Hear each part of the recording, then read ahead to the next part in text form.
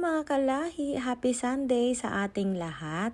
Ito nga ang ganap namin for today's video. May matsuri or festival na malapit dito na manghuhuli ka ng libreng isda. Bawat mahuhuli mo ay pwede mo na siyang iuwi.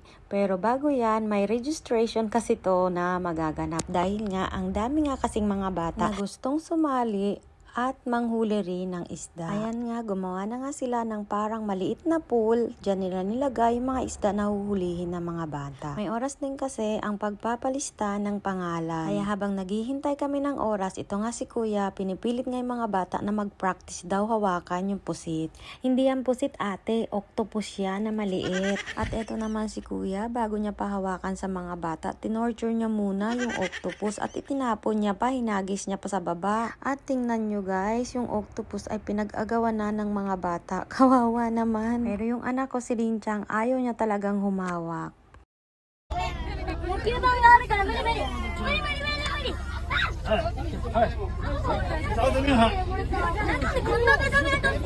At eto na nga, dito na nga magkakaalamanan, magpaparegister na kami at kung sino ang mabubunot, yun nga ang maswerteng makakapaghuli ng isda. Pero sa apat naming mga batang dala, isa lang ang nabunot.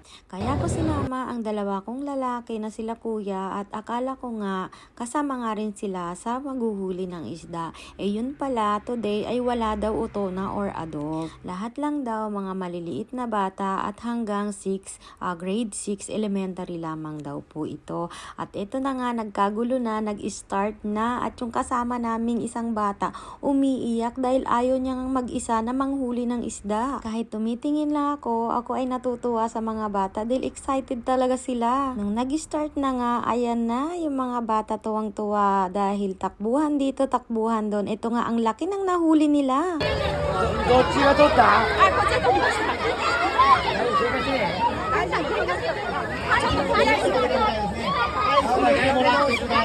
Sana all may pang-ulam na sila mamayang gabi. Ito pang isang bata, napakalaki din ang nahuli niya.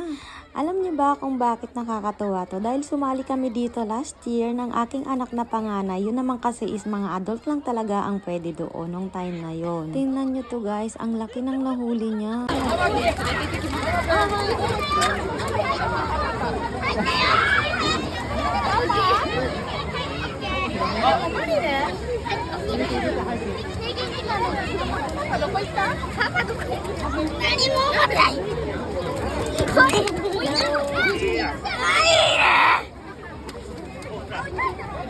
So ayun nga, kahit watcher lang ako ay talagang tuwang-tuwa habang nanonood sa kanila. Wala man kaming naiuwing isda, nag-enjoy naman kami. Hanggang dito na lamang guys, bili na lang kami dito. Dahil meron din namang mga tindahan. Bye!